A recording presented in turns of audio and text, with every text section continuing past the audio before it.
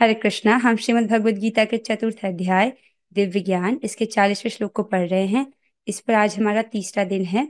पिछली कक्षा में श्रील प्रभुपाद जी के तात्पर्य को पढ़ रहे थे, वो थोड़ा सा बच गया था। आज उसे पढ़ेंगे और फिर इस श्लोक पर हम कुछ प्रश्न उत्तर कुछ क्वेश्चन आंसर सेशन होगा, तो उस पर कुछ चर्चा होगी। अज्ञश्च अशतधानश्च अज्ञश्च अशधानश्च संशयात्मा विनश्यति। संशयात्मा विनश्यति। नायं लोकोऽस्ति न परो नायं लोकोऽस्ति न परो न सुखं संशयात्मनः। न सुखं संशयात्मनः। अज्ञश्च अशतधानश्च अज्ञश्च अश्रद्धधानश्च संशयात्मा विनश्यति। संशयात्मा विनश्यति। नायं लोकोऽस्ति न परो नायं लोकोऽस्ति न परो न सुखं संशयात्मनः। न सुखं संशयात्मनः। अज्ञश्च अशतधानश्च अज्ञश्च अशतधानश्च संशयात्मा विनश्यति। संशयात्मा विनश्यति। नायं लोकोऽस्ति न परो नायं लोकोऽस्ति न परो न सुखं संशयात्मनः। न सुखं संशयात्मनः। बहुत अच्छी माता जी। अब हम आगे बढ़ेंगे। इस श्लोक में भगवान कह रहे हैं, किंतु जो अज्ञानी तथा श्रद्धा विहीन व्यक्ति शास्त्रों में संदेह करते हैं, वे भगवत भावनामृत नहीं प्राप्त करते, अपितु नीचे गिर जाते हैं। संशयात्मा के लिए न तो इस लोक में न ही परलोक में कोई सुख है। अब मैं मान रही हूं कि आप इसको समझ रहे हैं कि जिस व्यक्ति के पास शास्त्रिक श्रद्धा नहीं है, राइट, उसको कुछ नहीं प्राप्त होता है। उसको ना तो इस लोक में ना ही परलोक में कोई सुख प्राप्त होता है। हो सकता है भौतिक रूप से उसके पास खूब सुविधा हो, पर सुविधा का मतलब सुख नहीं होता है। राइट, व्यक्ति बहुत बड़े महल में रह सकता है और हो सकता है कि उसको नींद ही ना आती हो। आगे चलते हैं, हम इस पर तात्पर्य को पढ़ रहे थे। उससे पहले मुझे आप लोग को एक होमवर्क देना है। आज की कक्षा से एक छोटा सा होमवर्क है। भक्ति के 9 स्तर है ना, आपको इनको याद करना है। आपसे ये कल पूछा जाएगा, क्योंकि बार बार इसका वर्णन आएगा और जरूरी नहीं है कि हर बार हर क्लास में मेरे पास ये चित्र उपलब्ध हो। तो ये आप लोग को याद रहेगा, तो आप बात पहली बार में बोलने से ही आप समझ पाएंगे। फॉर एग्जाम्पल, मैं कहूँ आसक्ति के स्तर पर ये होता है, तो आपको दिमाग में पता होना चाहिए कि आसक्ति का स्तर 7वां स्तर है। या अनर्थ निवृत्ति का स्टेज जब बोल रही हूँ, आपको पता होना चाहिए अनर्थ निवृत्ति का स्टेज 4था स्टेज है। राइट, वो तब आता है जब व्यक्ति भजन क्रिया करता है। और भजन क्रिया कब आती है? जब व्यक्ति साधु संग करता है। तो ये स्टेजेस दिमाग में याद होने चाहिए। तो ये एक होमवर्क है आपका। आगे चलते हैं। अनुवाद और तात्पर्य कृष्ण कृपा मूर्ति श्री श्रीमद एसी भक्ति वेदांत स्वामी प्रभुपाद द्वारा। हम इस तात्पर्य को पिछली कक्षा में पढ़ रहे थे, हम इसे पूरा नहीं पढ़ पाए थे। प्रभुपाद जी उन मनुष्यों को पशु तुल्य कहते हैं जिनमें प्रमाणिक शास्त्रों के प्रति कोई श्रद्धा नहीं है, और कहते हैं कि ऐसे व्यक्ति, उनके पास कोई ज्ञान नहीं होता, उनकी कोई प्रगति, कोई आध्यात्मिक प्रगति नहीं होती है। और क्या होता है? वे नीचे गिरते हैं, उनका पतन होता है। नीचे गिरने का क्या मतलब है? क्या मतलब है नीचे गिरने का? वो चलते हैं तो नीचे गिर जाते हैं, ऐसा नहीं। मतलब अभी मनुष्य योनि में है, उनको नीचे वाली योनियां प्राप्त होती हैं, अधम योनि प्राप्त होती है। ठीक है। सो ओके, फिर हम यहाँ पर पहुंचे थे। आखिरी लाइन हमने ये पढ़ी थी कि जो लोग ईश्वर तथा उनके वचनों में श्रद्धा नहीं रखते, उन्हें न तो इस संसार में न तो भावी लोक में कुछ हाथ लगता है। उनके लिए किसी भी प्रकार का सुख नहीं है। अतः मनुष्य को चाहिए कि श्रद्धा भाव से शास्त्रों के सिद्धांतों का पालन करे और ज्ञान प्राप्त करे। क्या करना चाहिए मनुष्य को? जब हम शास्त्रों को पढ़ रहे हैं, उनको श्रद्धा भाव से पढ़ना चाहिए। श्रद्धा भाव अर्थात है ये जो भगवत गीता है, ये भगवान ने बोली है, तो ये अक्षर सत्य है, इसका हर अक्षर सत्य है। ऐसा नहीं कह सकते कि अच्छा ये वाला श्लोक मुझे पसंद है, ये ठीक है, और ये वाला श्लोक मुझे नहीं पसंद है, हम इसको नहीं मानते ना। ये भी अपराध हो जाएगा। ठीक है। सो मनुष्य को चाहिए कि श्रद्धा भाव से शास्त्रों को, राइट, उनके सिद्धांतों का पालन करे, जैसा बोला गया वैसा करे, अपने मनमाने ढंग से तोड़े मोड़े नहीं, जैसा बोला यथावत उसको स्वीकार करे और ज्ञान प्राप्त करे। इसी ज्ञान से मनुष्य आध्यात्मिक अनुभूति के दिव्य पद पर, दिव्य पद तक पहुंच सकता है। जब व्यक्ति इस प्रकार से श्रद्धा भाव से शास्त्रों का अध्ययन कर रहा है, का श्रवण कर रहा है, शास्त्र में दिए गए सिद्धांतों को यथावत पालन कर रहा है, राइट, हम जैसे कौन से सिद्धांत का पालन कर रहे हैं, ये सिंपल से इंस्ट्रक्शंस जो हमारे गुरु ने हमारे बहुत सिंपल कर दिए, राइट। प्रतिदिन कम से कम 16 माला का जप करना और भक्ति की ABCD, राइट, ये आप में से हर भक्त को ABCD जो है भक्ति की वो पता होनी चाहिए, ठीक है। और ध्यान रखिए, माया देवी यहाँ प्रहार बहुत अधिक करती है, एसोसिएशन। कुछ भी अगर आपके जीवन में थोड़ी सी भी हलचल होगी तो माया देवी ऐसे जताएगी, देखो सारी परेशानी ना ये गीता क्लास की वजह से हो रही है, इसको हटा देते हैं। क्योंकि माया देवी बाहर नहीं है, वहां कहाँ रहती है, अब हमारी इंद्रियों में, हमारे मन में और हमारी बुद्धि में। तो हमारे मन से, हमारी बुद्धि से उसे कंट्रोल करने का प्रयास करती है। सो ध्यान रखें कि भक्तों का संग हमारी प्रोटेक्शन है। और यदि हमको आगे बढ़ना है, so if you come here, यदि हमको ऊपर के स्टेजेस पर पहुंचना है तो ये साधु संग वाला स्टेप बहुत इंपॉर्टेंट है। पहला तो श्रद्धा, जिस व्यक्ति के पास श्रद्धा नहीं है वो तो आगे बढ़ ही नहीं सकता। This is stage 1, right. पहली बात श्रद्धा होनी चाहिए, दिव्य श्रद्धा। और फिर साधु संग, यहाँ पर श्रद्धा से आप समझिए जो भक्ति प्रवर्तक शास्त्र हैं उनमें श्रद्धा रखना, श्रीमद् भागवतम, श्रीमद् भगवद गीता, राइट, चैतन्य चरितामृत आदि इस प्रकार के जो ग्रंथ हैं उन पर श्रद्धा रखना। और साधु संग, ये बहुत इंपॉर्टेंट है, अगर इसको हटा देंगे तो ऊपर की प्रोसेस जो है वो नहीं हो पाएगी। अनर्थ निवृत्ति भी तभी क्रॉस कर पाएंगे जब साधु संग होगा। आगे चलते हैं। सो कहाँ थे हम, हाँ, इसी ज्ञान से मनुष्य आध्यात्मिक अनुभूति के दिव्य पद तक पहुंच सकता है। जब वो इस प्रकार से सिद्धांतों का पालन करता है तो उसको ये ज्ञान प्राप्त होता है। दूसरे शब्दों में, आध्यात्मिक उत्थान में संशयग्रस्त मनुष्यों को कोई स्थान नहीं मिलता। ये भी समझने वाली बात है कि यदि व्यक्ति आध्यात्मिक रूप से प्रगति करना चाहता है तो उसको इस प्रकार का छोड़ना पड़ेगा। ये आप समझ रहे हैं, जैसे कि हम बहुत सारे उदाहरण को डिस्कस कर चुके हैं पिछले 2 क्लासेस में, इसलिए मैं वापस नहीं जा रही हूँ। अब मैं मान लूं कि आप समझ रहे हैं इसको, ठीक है। अगर हम हर बार संशय करेंगे तो हम कैसे समझ पाएंगे। स्कूल में जब बच्चा जाता है वो समझता है कि 1 2 3 4 जैसा है वैसा ही है, उसको वैसे ही स्वीकार करना पड़ेगा। वो ये नहीं कह सकता कि इसका सीक्वेंस ऐसा क्यों है, ये 1 पहले क्यों आता है, ये 1 कहाँ से आया, राइट। उसको ये स्वीकार करना ही पड़ेगा उसी प्रकार से, राइट, जिस प्रकार से परंपरा में ज्ञान है उसको उसे स्वीकार करना है। यहाँ पर मुझे एक चीज याद आ रही है कि एक बार एक व्यक्ति प्रभुपाद जी से पूछते हैं कि I can not follow it blindly, right, मैं इसको आग बंद करके फॉलो नहीं कर सकता, राइट, जो आप बोल रहे हैं मैं इसको आग बंद करके फॉलो नहीं कर सकता। तो प्रभुपाद जी कहते हैं then you should also not reject it blindly. तब तुमको आंख बंद करके इस सबको रिजेक्ट भी नहीं करना चाहिए। समझ रहे हो, अगर आप ऐसा नहीं कर सकते हो, आपको क्या प्रभुपाद जी कहते हैं कि आंख बंद करके जो भी बोला जा रहा है आप ये भी मत उसको सब कुछ को रिजेक्ट मत कर दो। रिजेक्ट मतलब उसको मना कर दो, आप सुनो, राइट, और जो चीज नहीं समझ आ रहा है उसको पूछो, है कि नहीं। और जो चीज आप स्वीकार कर रहे हो उसको अपने जीवन में अपनाओ, ठीक है। तो अतः मनुष्य को चाहिए कि परंपरा से चले आ रहे महान आचार्यों के पद चिन्हों का अनुसरण करे और सफलता प्राप्त करे। जिस प्रकार से पूर्ववर्ती आचार्यों ने इस पथ पर चले हैं, राइट, उस प्रकार से हमको चलना है, राइट। और ये जो मार्ग है ये सफलता का मार्ग है। जो भी इस मार्ग पर चला है उसको भगवान की प्राप्ति हुई ही है, राइट। ऐसा एक भी व्यक्ति नहीं है जिसने भक्ति का मार्ग चुना और जिसको कृष्ण की प्राप्ति नहीं हुई, राइट। बशर्ते जिस प्रकार से सिद्धांत बोले गए उसी प्रकार से उसने पालन किए हों, राइट।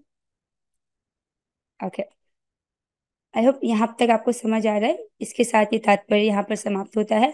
अब हम कुछ प्रश्न उत्तर की तरफ बढ़ेंगे। ठीक है, रेडी हो आप लोग प्रश्न उत्तर सेशन के लिए। हाँ, जिस व्यक्ति को प्रश्न का उत्तर पता है वो हाथ खड़ा करे। देखिए, आप अपना हाथ भी खड़ा कर सकते हैं लेकिन जूम में एक बटन होता है हाथ खड़ा करने का। अगर आप वो जूम वाला बटन दबा के करेंगे तब आपका वीडियो टॉप पर आता है, तो मैं आपको आसानी से देख पाऊंगी। लेकिन अगर आप फिजिकल वाला हाथ खड़ा करोगे तो चांस हो सकता है कि आप मुझे दिखाई ना दो। क्यों? क्योंकि जिन भक्तों ने जूम वाले बटन से हाथ खड़ा किया है तो उनका वीडियो ऑटोमेटिकली मेरी स्क्रीन में ऊपर है। आप समझ रहे हैं ना? तो आप जूम वाले बटन से हाथ खड़ा कीजिए। अच्छा, पहला प्रश्न है, श्रद्धावान होने का क्या अर्थ है? श्रील प्रभुपाद जी के तात्पर्य के अनुसार बताएं। रेणुका माता जी, आप बताइए। हरे कृष्णा माता जी। हरे कृष्णा। श्रद्धावान होने का अर्थ है जो अपनी शास्त्रों में पूरी तरह से विश्वास रखता है, शास्त्रों में जो लिखा है उसका पालन करता है, वो वो व्यक्ति पूरी श्रद्धावान है। ठीक है, जिस व्यक्ति के पास शास्त्रिक श्रद्धा है वो श्रद्धावान है। ओके, आपने गलत नहीं बोला, सही उत्तर है। ठीक है, हम और भी कुछ सुनना चाह रहे हैं। ठीक है, आपने अच्छा उत्तर बोला। और कोई भक्त प्रयास करेंगे इस प्रश्न का उत्तर? हाँ, श्रद्धावान मतलब जिसको शास्त्र में श्रद्धा है। लेकिन प्रभुपाद जी ने इसको और कुछ स्पष्ट किया था, कुछ और आसान किया था हमारे लिए। कृष्णा माता जी, आप बताइए। हरे कृष्णा माता जी। हाँ, श्रद्धावान होने का अर्थ है कि अम, जो वो समझता है कि मैं भक्ति मार्ग में कृष्णा भावनामृत में कार्य करूंगा तो मुझे परम सिद्धि की प्राप्ति होगी। परफेक्ट। हाँ, यही तो प्रभुपाद जी हमको समझाए। शास्त्रिक श्रद्धा तो है ही रेणुका माता जी, दैट वाज करेक्ट। लेकिन प्रभुपाद जी ने हमारे लिए बहुत आसान कर दिया। उन्होंने कहा वही पुरुष श्रद्धावान कहलाता है। पुरुष लिखा तो इसका मतलब यही नहीं कि सिर्फ पुरुष है, पुरुष स्त्री बोथ। देखिए, आत्मा ना तो स्त्री है ना पुरुष है, राइट? तो वही पुरुष श्रद्धावान कहलाता है जो यह सोचता है कि कृष्ण भावना भावित होकर कर्म करने से वह परम सिद्धि प्राप्त कर सकता है। तो जो व्यक्ति समझ रहा है कि यहाँ पर स्क्रीन में जो चीजें लिखी गई है ना, अगर मैं अपने जीवन में इनको उतारूंगा या उतारूंगी तो मुझे अपने जीवन की परम सिद्धि प्राप्त हो जाएगी, जिसको ऐसा विश्वास है वो श्रद्धावान है। और अधिक शास्त्रिक मतलब वो तो है ही, पर और अधिक गहराई में नहीं जाना। ये जो सिंपल सी बातें यहाँ पर लिखी है, इसको मैं अपने जीवन में उतार लूं तो मुझे परम सिद्धि प्राप्त हो जाएगी, ये विश्वास होना। ठीक है, प्रोपा जी हमारे बहुत सिंपल कर दिया इसको।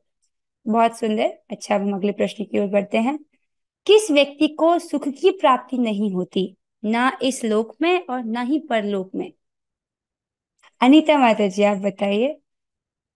हरे कृष्णा माता जी। हरे कृष्ण। अश्रद्धावान व्यक्ति को और अज्ञानी व्यक्ति को ना ही इस लोक में ना ही परलोक में सुख प्राप्ति नहीं होती है। वेरी गुड माता जी, अश्रद्धावान व्यक्ति को। बहुत सुंदर। अश्रद्धावान का क्या मतलब था इस श्लोक में?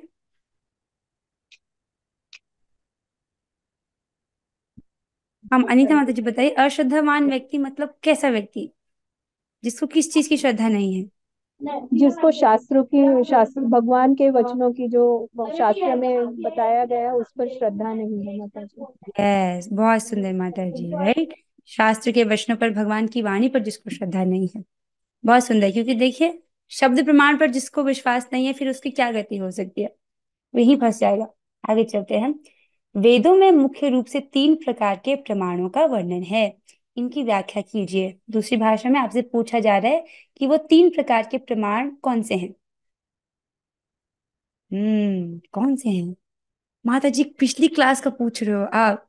तो क्या अब हम आगे पढ़ेंगे तो पीछे का भूलते थोड़ी जाएंगे, आपको पिछले वाली चीजें भी याद रखनी है। 3 प्रकार के प्रमाण पढ़े थे ना हमने। ओके, अनीता माता जी हाथ खड़ा कर रहे हैं। अनीता माता जी आप बोल चुके हैं, हम चाह रहे हैं कोई और भक्त बोले। किसी और को याद नहीं है वो 3 प्रकार के प्रमाण? हम्म चलो ठीक है, अनीता माता जी, रेणुका माता जी आप भी बोल चुके हो। ओके, किसी और भक्त का हाथ खड़ा है। मधुस्मिता माता जी, हाँ आप बताइए वो 3 प्रकार के प्रमाण क्या है? संतोष प्रभु जी को भी पता है। मधुस्मिता माता जी आप बताइए। शब्द प्रमाण, अनुमान प्रमाण, अ, और शब्द प्रमाण बताया आपने, अनुमान बताया, और ओके माता जी, टाइम अप, हम दूसरे भक्त को चांस देंगे अब। हरे कृष्ण पांडे प्रभु जी, आप बताइए कौन से वो 3 प्रमाण हैं? हरे कृष्ण माता जी, ये प्रत्यक्ष प्रमाण, अनुमान प्रमाण और शब्द प्रमाण, ये तीनों का यस, प्रमाण है। प्रत्यक्ष प्रमाण, अनुमान प्रमाण और शब्द प्रमाण। मैंने देखा काफी भक्तों के हाथ खड़े थे, दैट इज गुड गुड। अच्छा, सो क्या कोई मुझे एक्सप्लेन कर सकते हैं कि प्रत्यक्ष प्रमाण कौन कैसा प्रमाण होता है? प्रत्यक्ष प्रमाण अर्थात कोई उदाहरण दे सकते हैं आप? अनीता माता जी बताइए, प्रत्यक्ष प्रमाण मतलब कैसा प्रमाण? हरे कृष्णा माता जी, प्रत्येक प्रमाण मतलब आंखों से जो देखा हुआ है उसे हम्म प्रत्यक्ष प्रमाण कहेंगे।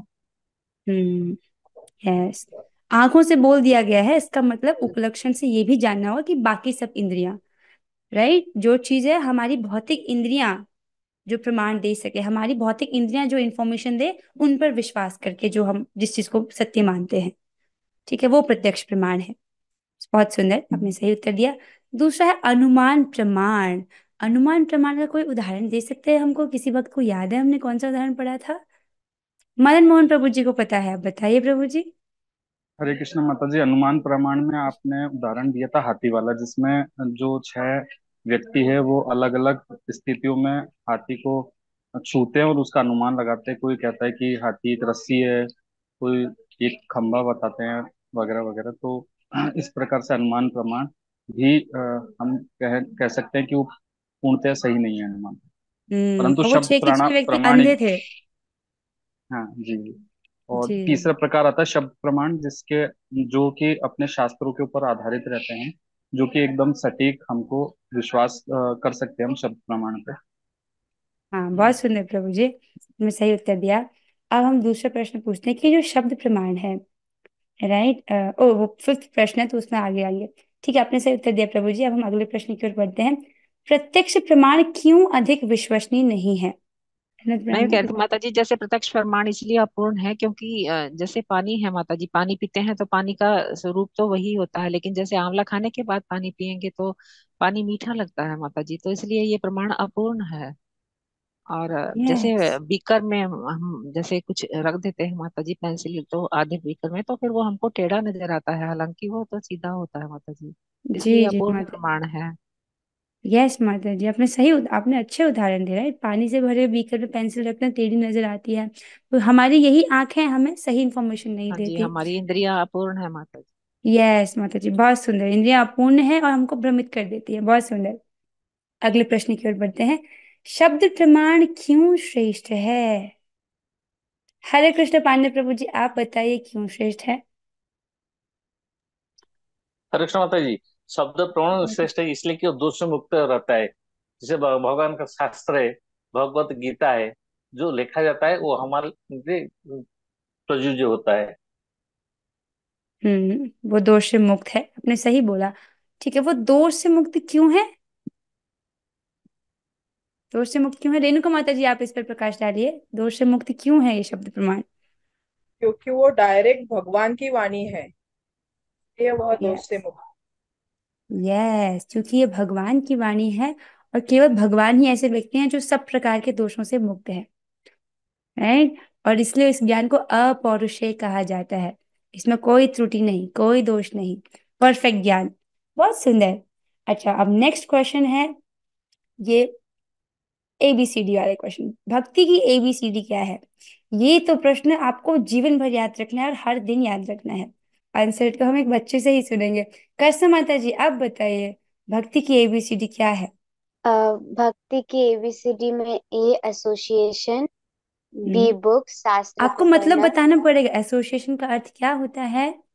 अ, भक्तों का संग करना, यस। बी बुक शास्त्र पढ़ना और सुनना, सी से हम्म चैंटिंग संख्या पूर्वक चैंटिंग करना, डी से हम्म डाइट केवल प्रसाद खाना।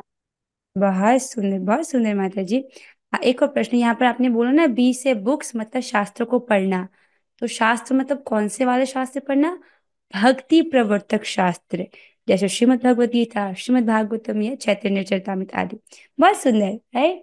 तो ये भक्ति की एबीसीडी है और इसको हमको हर दिन अपने जीवन में रखना है, ठीक है। और मेक श्योर कि माया देवी आपको ट्रिक ना करे, वो कोशिश करती है कि ए हट जाए। अब अगर ए मतलब एसोसिएशन मतलब संघ, जब भक्तों का संघ हटा दिया जाए तो बी सी डी भी अपने आप ही समय के साथ छूट जाता है। ध्यान रखें। इसके साथ जो ओ एक और प्रश्न है। एक और प्रश्न है। सो ध्यान से पहले आपको प्रश्न सुनना होगा। प्रश्न है, यदि कोई व्यक्ति हरे कृष्ण महामंत्र के लिए 2 घंटे नहीं निकाल पा रहा, ठीक है, परंतु भौतिक लाभ हेतु धन उपार्जन करने के लिए 8 घंटे व्यय कर रहा है, व्यय मतलब खर्च कर रहा है, 8 घंटे वो वहां पर खर्च कर रहा है अपने, लेकिन 2 घंटे हरिनाम के लिए नहीं निकाल पा रहा, ठीक है, तब उसकी डैश श्रद्धा है। ऐसे व्यक्ति के पास डैश श्रद्धा का अभाव है। अभाव मतलब कमी। तो 4 प्रकार की श्रद्धा का वर्णन करते हुए ऊपर दिए गए प्रश्न का उत्तर दें। तो यहाँ पर आपको बताना है कि यदि ऐसा लक्षण आपको दिखता है तो उसमें कैसी श्रद्धा है। वो 4 प्रकार की श्रद्धा में से कौन सी वाली श्रद्धा को यहाँ पर आप फिल इन द ब्लैंक्स करेंगे, और ऐसे व्यक्ति के पास कौन सी वाली श्रद्धा का अभाव है, ये भी आपको बताना है। ठीक है, आपको प्रश्न समझ आ रहा है? मुश्किल प्रश्न है। ओ इसमें इसको तो बच्चे भी आंसर कर रहे हैं। कसम माता जी इज ऑलरेडी रेडी। ओके ठीक है, मा, माता जी गलत भी हो सकता है, बट कोशिश कीजिए। उसके उसकी राजसिक श्रद्धा है और ऐसे व्यक्ति के पास दिव्य श्रद्धा की अभाव है। बहुत सुंदर। तो यहाँ तो बच्चे भी बहुत इंटेलिजेंट है। देखो बच्चे जब कह रहे हैं तो उनका देह है, उनका भौतिक शरीर बच्चे का है, तो जरूरी नहीं कि वो बच्चे हैं, राइट। पिछले जन्म में भी बहुत बड़े बड़े भक्त रहे होंगे, तभी तो इतनी छोटी आयु में इनको सीधे भगवत गीता पढ़ने सुनने को मिल गया। वेरी नाइस माता जी।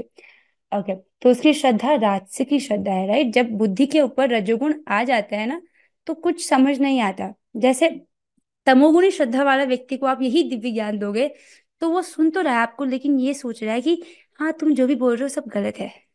वो उसके जो जैसे हम चश्मा, अगर लाल रंग का चश्मा पहन लें, अब दुनिया चाहे कैसी भी दिखे हमको वो लाल रंग की ही नजर आएगी। तो तमोगुणी वाला व्यक्ति को अगर दिव्य ज्ञान देंगे तो वो पहले लेबल कर देगा कि ये सब गलत है और जो अधर्म है वो सही है, उसको सही। और राजसिकी श्रद्धा वाले व्यक्ति के पास कैसा फिल्टर होता है, वो सोचता है कि हाँ जल्दी जल्दी बोलो, मुझे जो काम करना है वो मैं करूंगा, मतलब तुम जो भी बोलो लेकिन मैं करूंगा तो वही जो मैंने प्लान किया था। पहले से फिल्टर होता है रेडी, बिकॉज रजोगुण उनको बैठने ही नहीं देता। जल्दी जल्दी बताओ, मेरे पास ये काम करना है, मुझे वहां जाना है, मेरी ये प्रायोरिटीज है, राइट। तो वो सुन ही नहीं पाता व्यक्ति। और जो जिसके पास सात्विक की श्रद्धा है, वो शांत है, तो वो सुन रहा है कि आप क्या कह रहे हो। मतलब वो उस पोजीशन पर है कि वो चूज कर सकता है कि वो करे या ना करे। सतोगुण में व्यक्ति ज्ञान को प्राप्त कर सकता है, अपनी फ्री विल को यूज कर सकता है, राइट। और दिव्य श्रद्धा में व्यक्ति तो दिव्य श्रद्धा वाला व्यक्ति तो बोल रहा है कि अरे मैं तो क्लास में आया ही इसलिए कि ताकि मैं कुछ और नया सीख सकूं, ताकि मैं और आगे बढ़ सकूं। आप बताओ मुझको कि मैं कैसे आगे बढ़ूं। जैसे आप में से हर एक व्यक्ति यही इसी इच्छा के साथ तो आता है कि आज मैं क्या नया सीखूंगी, आज मैं क्या नया सीखूंगा जिससे मैं भक्ति में आगे बढ़ूं, राइट। इतने ईगरनेस के साथ आप आते हो, इतनी उत्सुकता के साथ। दिस इज वेरी नाइस, बहुत सुंदर बात है। सो अगर चित्त में ऐसी राजसिक की श्रद्धा है उसको क्या करना चाहिए, राइट। भक्तों का संग, it is the medicine for everything. धीरे धीरे संग, जैसे जैसे संग करते हैं वैसा वैसा रंग हो जाता है, वैसे वैसे श्रद्धा हम पर इम्पार्ट होती जाती है। तो इसके साथ जो श्लोक है ये यहाँ पर समाप्त होता है। हम सोचते थे एक और श्लोक हम ले पाएंगे। क्या समय हो गया है? एक लास्ट टॉपिक हम डिस्कस कर रहे थे, जब मैं बहुत नींद आती है मुझे क्या करना चाहिए। ओके, मुझे लगता है कि भगवान चाहते हैं कि मैं इस टॉपिक को डिस्कस करूं क्योंकि मुझे बहुत नींद आती है। अगर किसी और भक्त की भी यही परेशानी है तो साथ में सॉल्व हो जाएगी। क्या करना चाहिए, देखिए इसको पहले समझिए कि परेशानी कौन से लेवल पर है, इसे समझना चाहिए। अच्छा, हम यहाँ पर चलते हैं कि अगर ये प्रॉब्लम आ रही है तो आपको प्रॉब्लम समझनी पड़ेगी कि कौन से लेवल पर ये प्रॉब्लम है। देखिए, जब अभी अभी आप हो तो 3 लेयर्स आपको समझना होगा, राइट। एक तो स्थूल शरीर का, जो हमारा भौतिक शरीर है, इसमें भी प्रॉब्लम हो सकती है। जैसे किसी को भौतिक शरीर में कोई रोग हो गया है, विटामिन डी की कमी हो गई है, धूप में नहीं जाते व्यक्ति, दिन भर घर के अंदर बैठे रहते हैं, तो विटामिन डी की कमी होती है तो भी व्यक्ति को थकान और नींद आती रहती है, बी12 की कमी के कारण भी। या सूक्ष्म शरीर में कोई प्रॉब्लम है। सूक्ष्म शरीर तो हम अनादिकाल से अपने साथ लेकर आ रहे हैं, राइट। जो हमारा सूक्ष्म शरीर है उसमें क्या है, सतोगुण है, रजोगुण है और तमोगुण है, राइट।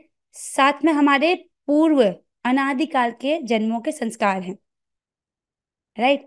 इनके कारण भी प्रॉब्लम आ सकती है कि हम जब करने बैठे तो वो जो पूर्व संस्कार हैं वो हमको डिस्ट्रैक्ट कर रहे हैं, राइट, या तमोगुण हावी हो गया और तमोगुण हमको सुला देता है। राइट, जैसे ही हम दिव्य वस्तु का संपर्क करते हैं और अगर चित्त में तमोगुण अधिक है तो हमको सीधे नींद आ जाती है। इसलिए जो ऐसे लोग मुझे मिलते हैं जो कहते हैं कि हमको रात को नींद नहीं आती है। राइट, मैं उनसे कहती हूँ कि अरे रात को जप करना चाहिए ना, जप करके तो आपको तुरंत नींद आ जाएगी। क्योंकि जिस व्यक्ति को रात को नींद नहीं आती है मतलब वो रात को जागता है, मतलब उसका तमोगुण बढ़ जाता है। रात को जागने से तमोगुण बढ़ जाता है। तमोगुण अगर चित्त में अधिक है तो जैसे ही जप करेगा व्यक्ति तमोगुण के संपर्क से, दिव्य जो है तमोगुण से संपर्क से सीधे उसको नींद आ जाएगी। राइट, तो अब ये बेसिकली जब का उद्देश्य ये नहीं है कि हम सो जाएं, पर वो जब कर सकते हैं तब उनको अच्छे से नींद आ जाएगी। अब बात यह है कि और तीसरा लेवल है आत्मा। राइट, जब आप जब करने बैठे हो तो आप तो दिव्य संकल्प के साथ बैठे हो कि मुझे जब करना है, आपकी इच्छा जब करने की, लेकिन आपको सुला कौन रहा है? राइट, या तो सूक्ष्म शरीर के लेवल पर या स्थूल शरीर के लेवल पर। राइट, तो पहला, अगर स्थूल शरीर के लेवल पर अगर आपको परेशानी है, मतलब भौतिक शरीर के लेवल पर, तब आपको एक बार अपना ब्लड टेस्ट करा देना चाहिए डॉक्टर से। जो भौतिक डॉक्टर है उसके पास जाना चाहिए चिकित्सा के लिए। ठीक है, वो तो वही बताएंगे।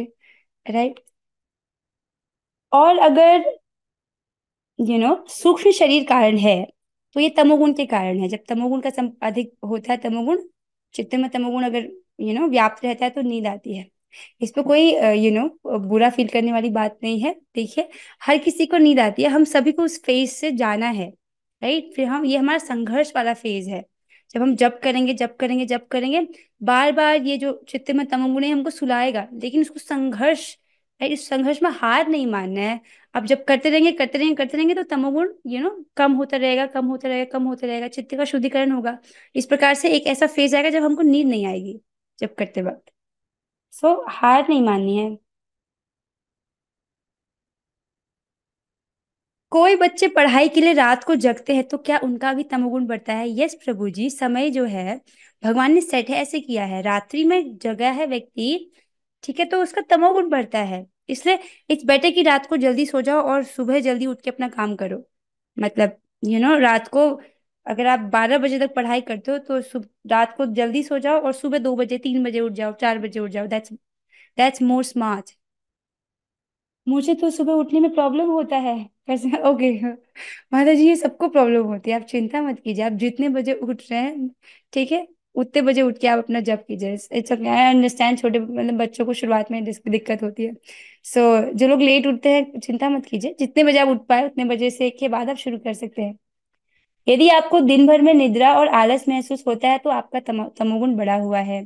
तमोगुण आध्यात्मिक जीवन के लिए घातक होता है क्योंकि तमोगुण जीव को अज्ञान सागर में डुबो देता है। इसको समझिए, अगर हमको प्रगति करनी है तो तमोगुण को जीतना ही पड़ेगा। आप समझ रही है, जिस लाइक डायग्नोसिस, जैसे मेडिकल रिपोर्ट होता है ना, तो जब करते ही नींद आ रही है मतलब तमोगुण बढ़ा हुआ है। राइट, तो इसका मतलब हमको तुरंत ही कुछ ऐसा करना चाहिए जिससे तमोगुण हमारा कम हो जाए। ये हमारे लिए बहुत घातक होता है। क्यों? आपने अध्याय 3 में पढ़ा था, जिसमें धूमेना विहते वह्निर यथा दर्शो मलिन च यथोल्बेनावृतो गर्भस। इस प्रकार से प्रभु भगवान बोलते हैं, राइट, कि जो धुआं, जैसे आग को धुआं ढकता है, या भ्रूण को गर्भाशय ढक के रखता है, राइट, या दर्पण को जिस प्रकार धूल ढकती है, उसी प्रकार जो आत्मा है वो ढका रहता है इस काम रूपी शत्रु से। उसमें आपने पढ़ा था कि जो पेड़ होते हैं, जो पेड़ की योनि में है जीवात्मा, उनकी जो वासना सबसे अधिक होती है, इसलिए उनको ऐसी योनि मिली है ताकि उनकी चेतना सबसे निम्न हो। समझ रहे हैं? तो अगर तमोगुण की प्रधानता होगी तो अगले जन्म में पेड़ की योनि या निम्न योनि प्राप्त होगी। समझ रहे हैं? तो बहुत खतरनाक है। और इसको भगवान भी कहते हैं कि ऊर्ध्व गच्छन्ति सत्वस्तो, जिसके पास सत्व है वो ऊपर की ओर जाते हैं, ऊपर की योनियों की ओर। सो और जो यहाँ पर राजसिक चित्त जिसका है, उसको वो इसी प्लेनेट पर रहता है, और चित्त वाले नीचे की ओर जाते हैं, नीचे वाली योनियों की ओर। तो सतर्क रहना चाहिए और तमोगुण का संपर्क नहीं करना चाहिए। समझ रहे हैं? तमोगुण का संपर्क अर्थात इसका उपचार क्या है? अगर चित्त में तमोगुण बढ़ा हुआ है, फिर हम क्या करें? देखिए, एक बार इधर देखिए, स्थूल शरीर के लेवल पर अगर प्रॉब्लम है तो आपको भौतिक डॉक्टर को दिखाना पड़ेगा। ठीक है, हम सूक्ष्म शरीर के लेवल पर प्रॉब्लम को देख रहे हैं कि इसका प्रॉब्लम का कारण क्या है, तमोगुण। अगर तमोगुण बढ़ा है तो उसकी उपचार विधि क्या है। पहला तो जैसे ही तमोगुण आए, आपको पता चल रहा है कि आपको नींद आ रही है, आपको खड़े होकर जोर जोर से जप करना चाहिए। अरे मैं आपको अपने अनुभव से बताऊं, कभी कभी तो इतनी तेज नींद आती है कि खड़े खड़े भी नींद आती है। किसी को ऐसा हुआ है? मैं तो खड़े होकर जब करती हूँ, मुझे कभी कभी खड़े खड़े भी नींद आती है। सो दूसरा है रात्रि में जल्दी सो जाए। मैंने देखा कि ये बहुत हेल्पफुल है। राइट, जो काम अगर आप 10 से 12 में जो काम कर रहे हो, वो 10 बजे सो के आप उसे 2 से 4 में भी कर सकते हो, 3 से 5 में भी कर सकते हो, जो लोग उठ पाते हैं। ट्राई दिस, और ये ज्यादा अच्छा है। सुबह जल्दी उठ जाए, मतलब 5 बजे, 5:30 बजे तक तो उठ ही जाए। मतलब इसमें 5:30 तक तो this should be your deadline. Like six six छः छः इज लाइक योर फाइनल। इसके बाद नहीं सोना किसी को भी, बच्चों को भी नहीं। राइट, 6 लाइक 6 से पहले ही उठना है। 5 से 6 के बीच में तो उठ ही सकते हैं। बाकी जो भक्त हैं, जो बड़े हैं, वो तो उठ ही जाते जल्दी। राइट, 5 से 6 में उठ जाते हो ना आप, कृष्ण माता जी? हाँ, good good, at least that should be the deadline. अच्छा, नेक्स्ट है तमोगुणी खान पान, जैसे बासी भोजन नहीं करना। देखो, अगर प्रसाद है एक दिन पहले का, वो तो आप खा सकते हो प्रसाद। राइट, प्रसाद जो है वो दिव्य हो जाता है, उसमें दिक्कत नहीं है। लेकिन बासी भोजन नहीं खाना। राइट, कार्बोनेटेड ड्रिंक्स, इसमें भी तमोगुण है। या पैकेट बंद खाना, जो पैकेट्स वाला जो खाना होता है बाजार का, वो भी तमोगुण है। या मादक मादक द्रव्य अर्थात अल्कोहल आदि, ये सब तमोगुण है। राइट, इनका संपर्क नहीं करेंगे। अगर संपर्क करेंगे तो तमोगुण फिर बढ़ जाएगा। चाय और कॉफी पीना भी तमोगुणी आहार है, तो इसको भी त्यागना चाहिए। प्याज लहसुन भी तमोगुणी है, इसको भी तामसिक आहार बोला गया है आयुर्वेद में। सतोगुणी आहार और सतोगुणी जीवन शैली को अपने जीवन में अपनाइए, बहुत जरूरी है यदि हम आध्यात्मिक रूप से प्रगति करना चाहते हैं। जितना जल्दी इसको आप समझ जाएंगे, उतना तेजी से आप प्रगति करेंगे। हो सकता है कि इसी बात को समझने में किसी भक्त को 10 10 साल लग जाए। खान पान वो चेंज ही नहीं कर पाया। इट्स ऑल अबाउट दृढ़ संकल्प। जो जितना दृढ़ संकल्पी है, राइट, जिसका जितना स्ट्रांग निश्चय है, वो त्याग पाएगा। जो नहीं है, फिर उसको और समय लग जाएगा, 10 साल, 20 साल, 30 साल, हो सकता है 40 साल हो जाए, वो चाह ही ना छूटे। सो क्या करना चाहिए? जब करे, ताकि इस प्रकार का जो, तब जब करने से इस प्रकार का बल आता है कि व्यक्ति संकल्प कर पाता है फिर। समझ रहे? जब is the solution for everything. अच्छे से जब करना चाहिए। अब समझ रहे, ये चीजें त्यागनी पड़ेंगी। मैं सोच रही हूँ कि ये तो भक्त वैसे भी नहीं खाते हैं। मुझे लगता है ये रात्रि में जल्दी सोना वाला जो चीज है, इसको ध्यान से करना चाहिए। और अगर तमोगुण आए तो उसको, इट्स एक्चुअली अ संघर्ष टाइम।